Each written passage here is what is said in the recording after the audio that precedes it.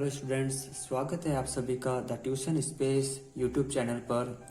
यहाँ कक्षा 10 की गणित में हम शुरुआत करने जा रहे हैं एक धमाकेदार नए चैप्टर का, जिसका नाम है त्रिकोणमिति का परिचय।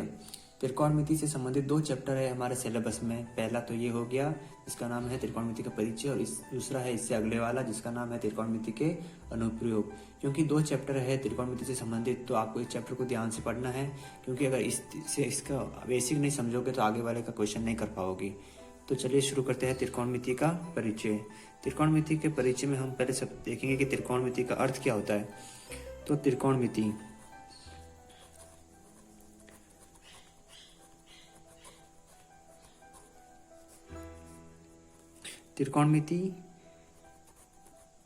तीन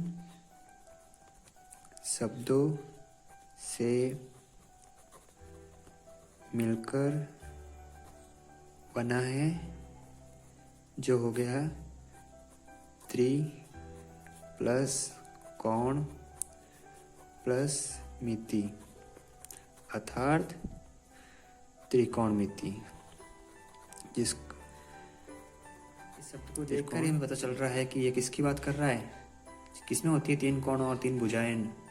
तीन कोण होते हैं त्रिभुज में, यानी तीन कोणों से घिरी हुई बंधा को तो क्या कहते हैं, त्रिभुज।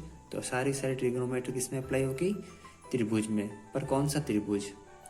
तो हम त्रिकोणमिति के अंतर्गत हम केवल समकोण त्रिभुज पढ़ते हैं। त्रिकोणमिति के अंतर्गत हम किस त्रिभुज की बात करेंगे, केवल और केवल समकोण त्रिभुज की। तो क्या होता है समकोण त्रिभुज? समकोण त्रिभुज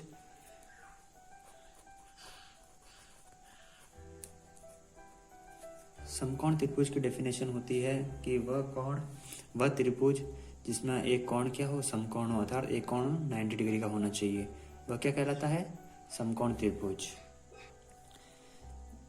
जैसा कि आप स्क्रीन पर देख सकते हैं कि समकोण त्रिभुज कैसा होता है, जिसमें एक कोण क्या होता है, 90 डिग्री का। 90 डिग्री का। अब इसमें हम कैसे पता चलेगा हमें कि इसमें लंब कौन सा है, आधार कौन सा है, कर्ण कौन सा है। इसका समकोण त्रिभुज की एक खासियत है कि जब 90 डिग्री कोई भी समकोण त्रिभुज जिसमें 90 डिग्री के सामने वाली भुजा क्या कहलाती है, 90 डिग्री के सामने वाली भुजा कहलाती है कर्ण। और जिस कोण के सापेक्ष हम बात कर रहे हैं, माना हम इसी का नाम दे देते हैं ए, बी और सी। तो मानना कि कोण ए पर हम एक कोण थीटा लेते हैं और हम इस थीटा कोण के सापेक्ष बात करते हैं, इसे क्या बोलते हैं, थीटा। थीटा ये क्या है, बेसिकली एक कोण है, कोण को शो कर रहा है, ठीक है। थीटा के सामने वाली हमेशा भुजा क्या कहलाती है, लंब। तो ये हो जाएगा अपना लंब, बाकी शेष बची भुजा आधार।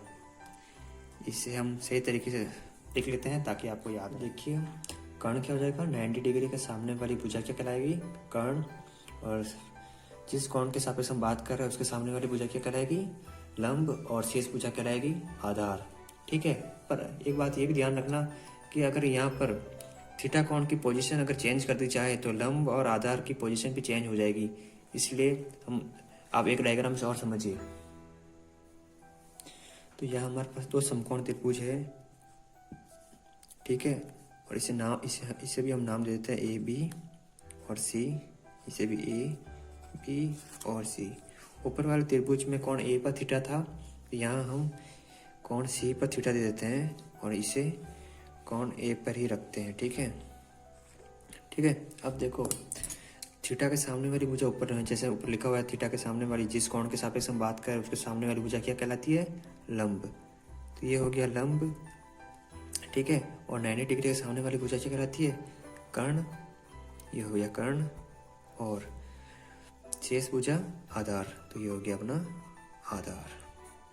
ये तो ऊपर वाला ही है एज इट इज, थीटा के सामने वाली भुजा लंब और 90 डिग्री के सामने वाली भुजा कर्ण और शेष बची भुजा आधार, ठीक है।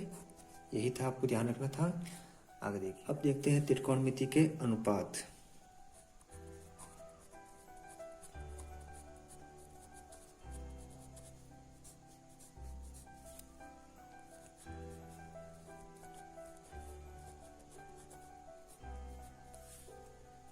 क्या होता है त्रिकोणमितीय अनुपात?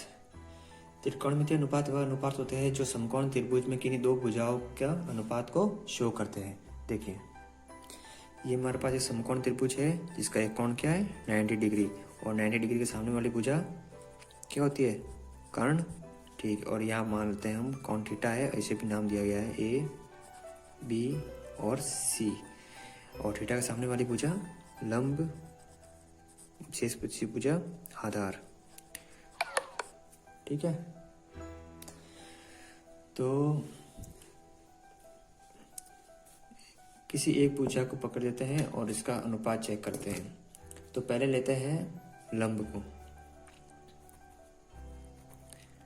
लंब अनुपात कर्ण,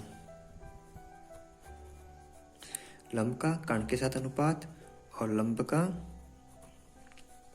अनुपात आधार। ठीक है, अब आगे देखते हैं आधार का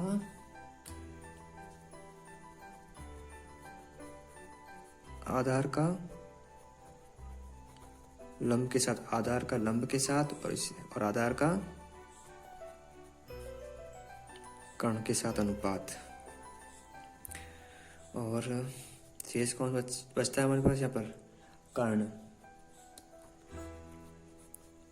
कर्ण का लंब के साथ अनुपात और कर्ण का आधार के साथ अनुपात। इसलिए त्रिकोणमितीय अनुपात जो होते हैं 6 होते हैं, क्योंकि 6 ही पेयर बनते हैं। ठीक है, अब इस अनुपात को हम इतना लॉन्ग टर्म में बोलेंगे तो ये थोड़ा डिफिकल्ट होगा, इसलिए इसे शॉर्ट फॉर्म देने के लिए इसे क्या नाम दिया गया था कि लंब अनुपात कर्ण को क्या लिख सकते हैं हम साइन, लंब अनुपात आधार को क्या लिख सकते हैं tan, और आधार अनुपात लंब को क्या लिख सकते हैं कोट, और आधार अनुपात कर्ण को क्या लिख सकते हैं कोस, और कर्ण अनुपात लंब को क्या लिख सकते हैं कोसेक, और कर्ण अनुपात आधार को क्या लिख सकते हैं, क्या अवस्था है पीछे सेक। ठीक है, इसलिए त्रिकोणमितीय अनुपात 6 होते हैं। पर इनको याद करने के लिए आप एक क्रम याद करिए, बस ये तो सिर्फ आपको समझाने के लिए था।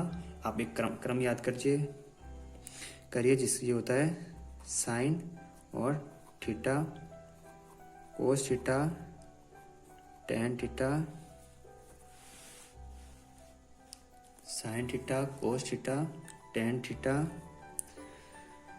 कोट थीटा सेक थीटा और कोसेक थीटा।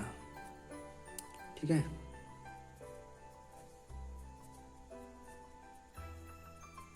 अब ऊपर वाले से हम यहाँ इसका मान लिख सकते हैं। तो क्या था साइन का लंब अनुपात कर्ण अनुपात को हम बटे में लिख सकते हैं। तो ये हो जाएगा क्या था लंब अनुपात कर्ण, ये हो गया लंब बटा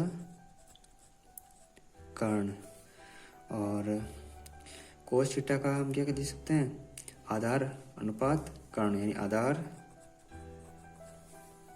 बटा कर्ण, और टेन थीटा का लंब अनुपात आधार था तो लंब बटा आधार।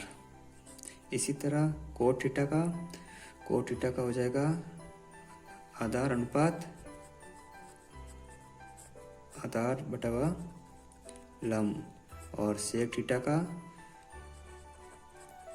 कर्ण अनुपात आधार था तो कर्ण बटा आधार।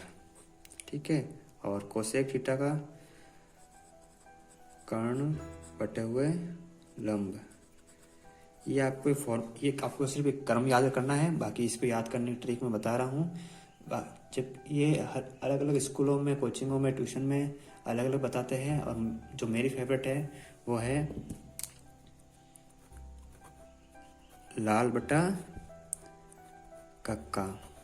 ठीक है, अब ये जो हमारे पास ऊपर था लंब कर्ण, इसको हम हिंदी वर्णमाला में नाम देते हैं। कर्ण को हम कह देते हैं के, लंब को एल और आधार को ए। ठीक है, इस तरह से ये ट्रिक बन जाएगी हमारी लाल बटा कक्का। ठीक है, तो पहले क्या करना है, शुरुआत के जो 3 है इसको तो चलना है ऐसे।